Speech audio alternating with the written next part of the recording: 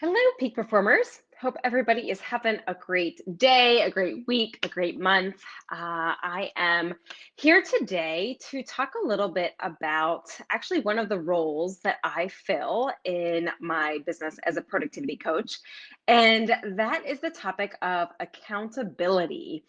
So, this is a word that often brings up mixed feelings with my clients.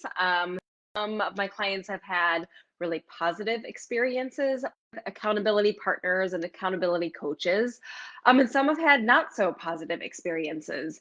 And so often there is some resistance to the idea of having someone to whom you are accountable. And so today I want to just dig into why accountability is so powerful and talk a little bit about how to create the right level of accountability, how to find the right partner for you, and how to be an accountability partner to colleagues or coworkers or whoever may be asking for you to serve that role. So, as I am talking today, hello, Kelly. As I am providing this training live, please contribute comments, ask questions, give any sort of story or experience that you have had, because we can all learn from each other here in this community. So, I titled today's training Accountability, the Human Solution for Peak Productivity. So, let me talk a little bit about why I believe and what research and information I have read and been exposed to that makes me say that pretty confidently and maybe boldly. So, here is a truth that you have all likely experienced. I have experienced myself. The idea of staying focused, of being productive for a long period of time, to staying in that mental zone of like flow, we often will call that, or that mental zone of peak performance, it really can be one of the hardest things to do, specifically or particularly as a business owner or as an entrepreneur.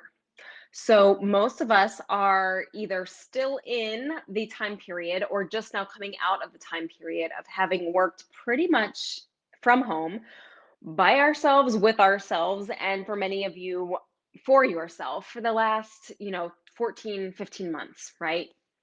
And so whether working alone uh, at home is something that you desire and you've actually designed your work and your business to be that way, or whether the COVID pandemic has kind of forced this upon you, we're all kind of in the same boat right now. And so, I used to talk about this as being specifically a solo entrepreneur issue and challenge. But really, this is becoming a challenge for any and all of us who have been working from home in a space that does not have colleagues and it does not have the office cooler to have interactions.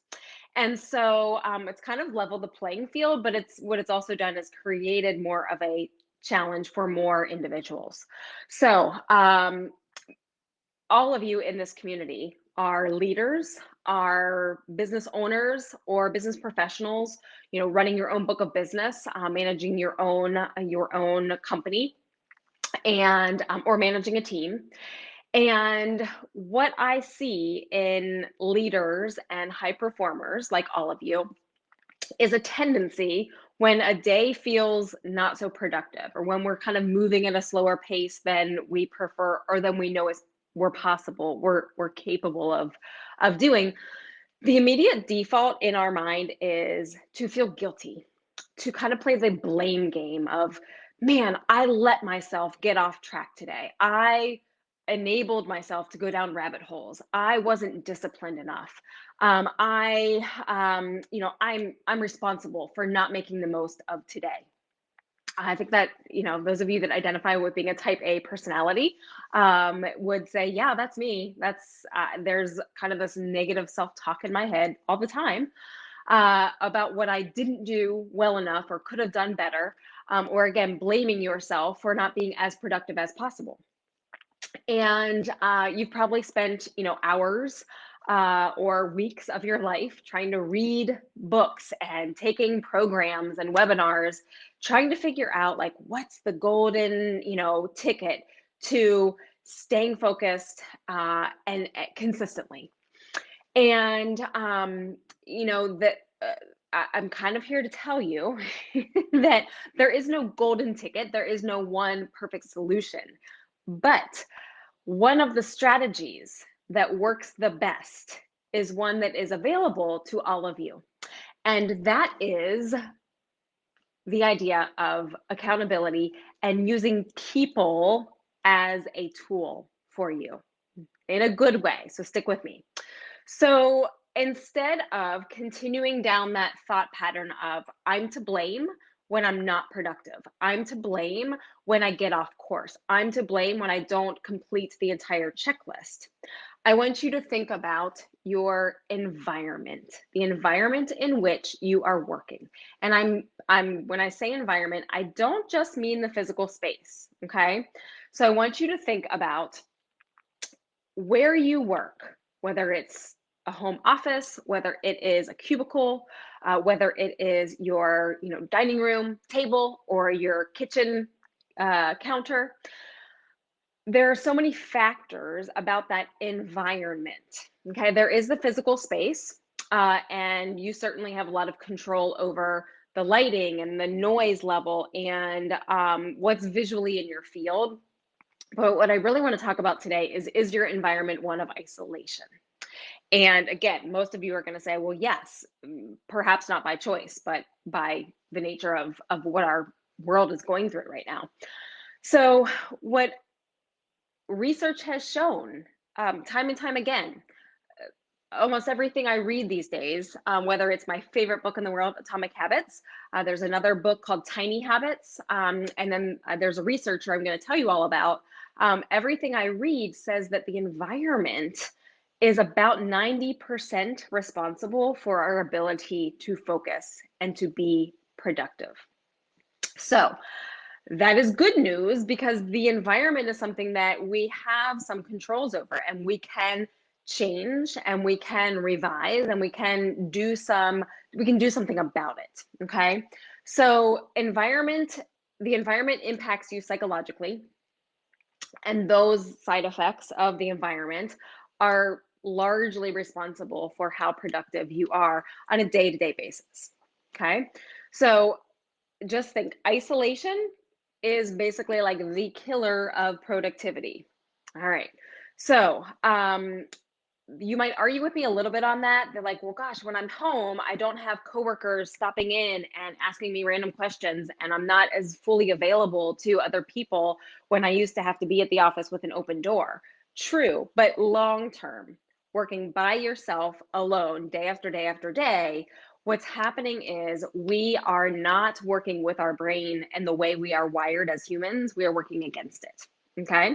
So, what because we're kind of working in this vacuum of isolation, what this means is no one is there to recognize when you kill it, when you hit it out of the park, when you have a day where you got everything and then some done on your to-do list, when you had amazing phone calls, when you did not get distracted, when you ignored the buzzes of the phone and the dings and notifications on your computer and you powered through and you got it done. Nobody's there to notice that or to recognize that.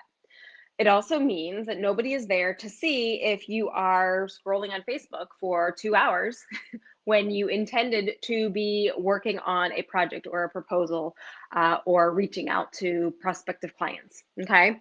So we have very few people to lean on, to interact with, to get feedback from, to share the highs and the lows with, and to help you problem solve, to help you troubleshoot. So we start relying on just ourselves. And that is not good. That is not good for the human psyche. And like I said earlier, it's not how we are wired. Now, many of you might say, well, I tell my partner every time he or she gets home in the afternoon, I might share with them some things I did today. Or if I have a problem with a client, my best friend's always willing to listen on the phone And it's great to have someone to listen, but most likely that person doesn't relate. They're not necessarily also running a business or also in your industry or also working in isolation in their own business. So while it's good to have someone to listen, we also need someone to serve a more structured role for providing accountability, support, encouragement, structure. And here's what I've been talking a little bit about. Let me be very specific. When we research the human mind and when we research the history of society, humans are not built, are not designed, we do not thrive in isolation. Now, hundreds and hundreds of years ago, that meant, a caveman in a cave by himself couldn't survive. That's not what we're talking about now, but a business owner working from a isolated room for months upon months upon months very likely may not survive in the idea of thriving in their business, growing as an individual. Okay? So we truly are wired to be around other people, to feed off of the energy and the support and encouragement, or even the competition of other human beings. Peter Shallard, I mentioned earlier, he came on my radar probably 7 or 8 years ago. He's a psychologist by training, and he's been a psychologist for entrepreneurs, and he and his team have done probably the best research on the power of accountability and coaching. And what his research shows, and I'm going to look at my cheat sheet here to make sure I give you all the right information. So what they have found is that our mammalian brain, it thrives on self-regulation. Okay. And that's basically that factor in us that makes us work at our best. Okay. Perform at our peak. And so when we feel accountable and supported, we can maximize that self-regulation ability. Therefore, we can operate at peak performance levels. So the opposite being when we don't have continual, consistent day-to-day support and accountability, we cannot tap into the potential of our brain, that component of our brain, needing the support and the accountability and the encouragement. So we can't self-regulate as well as we desire to.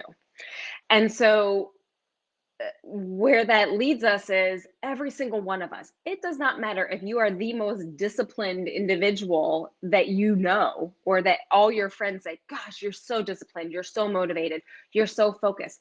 Even that person, think of that person, whether it's you or a friend or a previous coworker or one of your team members, even that person cannot thrive alone. Maybe a little longer, but at some point they're going to hit the wall. And they're going to hit that obstacle of, gosh, there's nobody here to notice whether I do great things or terrible things or things in between. So let's turn the corner here and say, okay, so you want to think about who can be in your corner. How, if you still are required to be home alone, you can't go back to the office yet, or you're running a business where that was the point. You want to be independent. You don't want anyone to be around you. You don't want to have to show up at an office or be be in the room with people for a designated number of hours a day. So how do we build in, okay, my brain works best when I'm around people or when I have the support of people, but I still want to be independent, right? So, Kelly, you're a great example, right? You left the world of teaching and educating where you were in a building with hundreds of individuals and 20s of 30s of colleagues to run your own business from your own home and to kind of selectively choose who works with you. And you could have chosen to not even have team members, right? So how do we take this idea of, okay, Elizabeth, you're saying I need to be in an environment with other people. I need others to notice what I'm doing and to hold me accountable and to support me, but I still want to be independent. So let's not interpret this literally. This does not mean you need someone physically in your environment every day, but you need folks in your sphere. consistently, regularly, and you need folks who you have identified as your accountability partners and your support team. So I'm going to give you a good analogy. It's something I'm personally going through. And I think I probably borrowed this concept from Peter Shallard. So I want you to think about your accountability partner, whether that's you have hired a coach or you do have a colleague who is kind of tracking the same as you are in the growth of your business. I have a mastermind group, so my mastermind partners are kind of who I think of immediately. It's kind of like having a personal trainer for your brain and for your business. So let me give you the example of kind of why this really resonates for me right now. So those of you that follow me and that are a part of this community, you know that fitness and exercise and running are a big part of my life. And all through COVID, I've done a great job of consistently sticking with my exercise routine. I work out 4 to 5, 6 days a week. 5 to 6 days a week. I do have a running partner that I meet up with 3 days a week, but the other days of the week, it's me in my basement with a limited set of weights and a YouTube instructor. And about a month ago, I started to recognize I still get up and I still go in the basement and I still turn on the upper body workout or the full body Tabata, whatever it may be. But my brain's not really there. I'm distracted. I'm thinking about, I work out first thing in the morning. So I'm thinking about the day. I'm maybe staying in the safe zone of weights because I don't want to hurt myself or I only have a certain number of weights. So I'm limited regardless. So I was noticing I'm doing the same exercises. I'm not really going outside my comfort zone or my familiarity zone. And I'm going through the motions, but there's nobody there watching me. My husband doesn't care if I come upstairs and say, "Man, I killed it. I lifted more weights than I've ever lifted," or if I came upstairs and I said, "I actually went down and slept on the couch," right? He doesn't care. It's my prerogative. So I reached out to a personal trainer and I'm now working with a trainer. I now show up at a gym. I have to get in my car and drive, which seems like an inconvenience to me, but I show up at a gym 2 mornings a week and I do what Jordan tells me, whether I like it or not. Yesterday my entire body was shaking and I really wanted to give up. And I would have if I'd been there by myself. So y'all know what it's like to work with a personal trainer, or you're familiar with that concept. Apply that to your business. What if you had someone who was expecting you to report out a couple times a week, who was asking you at the end of the day, what'd you accomplish today? Who was saying, hey, I know you had a goal of hitting a certain revenue this month. It's halfway through the month. Where are you? What activity have you been engaged in to get yourself to those numbers? What if you had a personal trainer for your business, for your mind? That's what an accountability partner can be and can do for you and your business. And again, this can apply for personal goals, business goals, everything, family goals, all of it. But again, it's human nature, and I think maybe it's also the American mentality of I need to do it. I need to do it myself.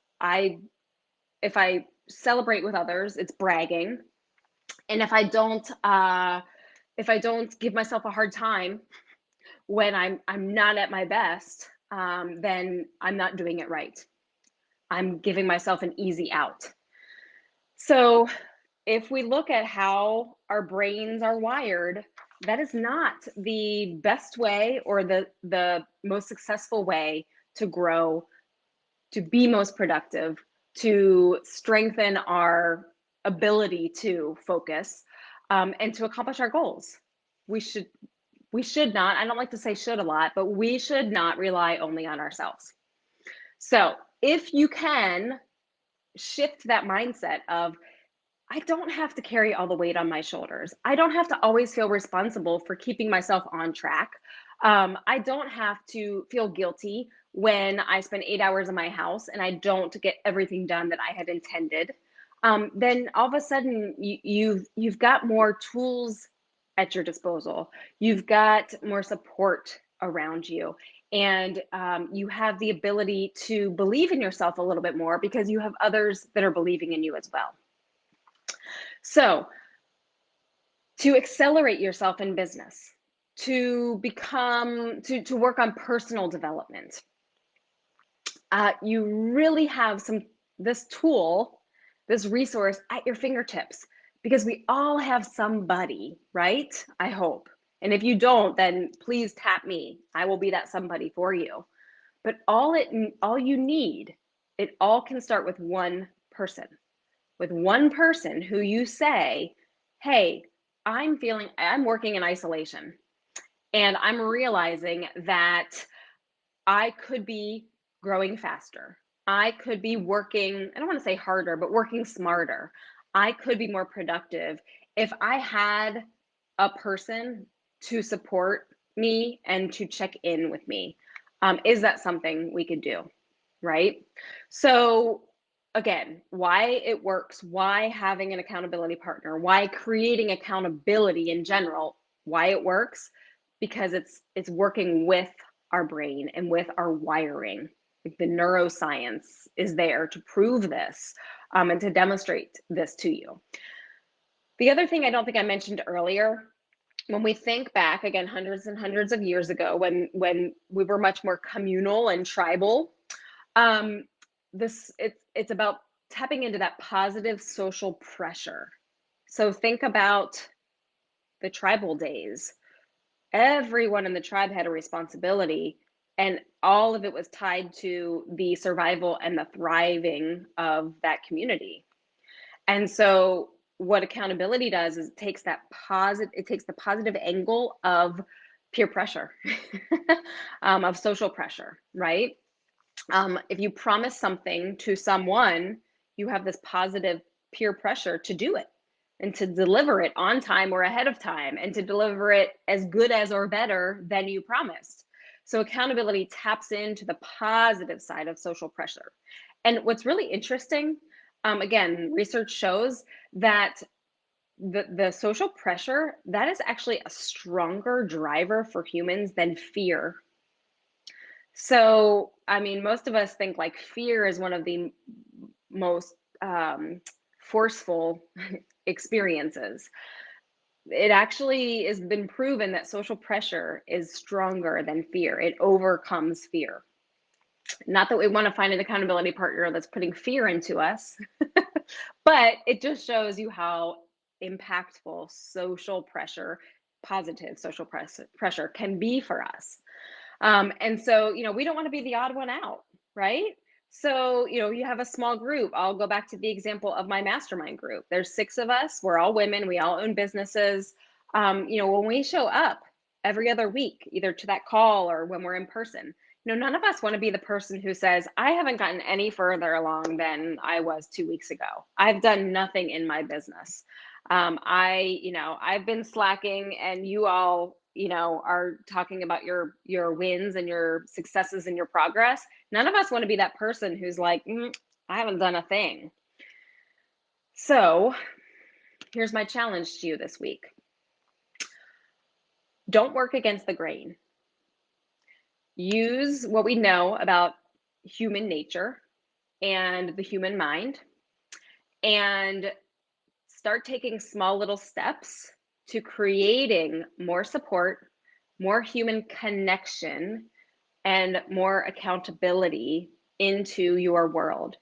Whether, again, it's your business that needs more structure and productivity, or whether it's something, personally at home.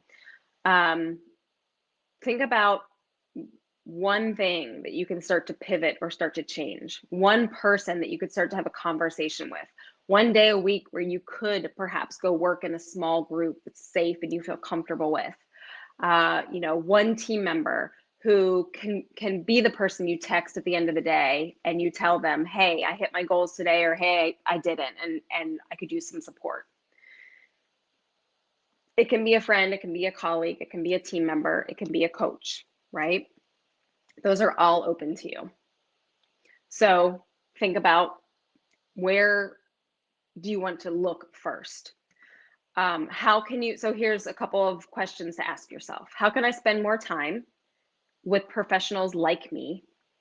And sometimes it's good to spend time with professionals who are actually performing at a slightly higher level than you, right? Again, that positive social pressure will work to your advantage. The women in my mastermind, I respect the heck out of them. I look up to a lot of them. And that's part of why I show up as my best when I'm with them. How can you maximize existing relationships? Maybe there's someone you already talk to 3 days a week. And you can just slightly shift the conversation and make sure that you're weaving in, hey, when we get on this call, we need to both share a success and then share a goal that we want to accomplish by the next time we talk. Do you need to explore more of a formal relationship? Does hiring a coach or finding a mentor, do you need it to be more structured, right? Some of us can drive that relationship, and some of us need the other person to be a driver. So is that something that you need to look into and explore? And then really the ultimate question is, what's the one thing you can do this afternoon or tomorrow or before this week is over to move towards creating that accountability relationship for you and your business? I encourage you to stop putting pressure on yourself to grind it out, hustle more, force the work out of yourself, even when you don't feel like it, even when you're discouraged. How's that working for you? Probably not fabulously. I've been there, I've done it. So I'm not saying that from a place of judgment. I'm saying that from a place of experience. It took me a while before I finally figured out, hey, I've got to surround myself with some other people here, or else I'm either going to plateau or I'm going to start sinking. So I assure you I've been there, and I assure you that I don't look at that from a place of judgment. I look at it from a place of, that's a lesson I've learned, and I'd love to shorten that learning curve for you. So the tool, a very powerful tool that is at your fingertips to become even more of a peak performer is human connection. I encourage you to explore that idea. If you want to talk about it with me, even just for us to talk about identifying the right person for you. Maybe it's not me, maybe there's somebody in your organization. I would encourage you to talk it through and think it through and take one step to create more human connection for you to reach peak productivity levels. I look forward to being back here in 2 weeks. I'll keep talking about accountability. I'm going to give you kind of a different spin on it in a couple weeks. Drop any questions or comments that you have in the comments here. I'll come back and take a look. Thanks to those of you that were on live today, and hope you all have a most productive day. Goodbye.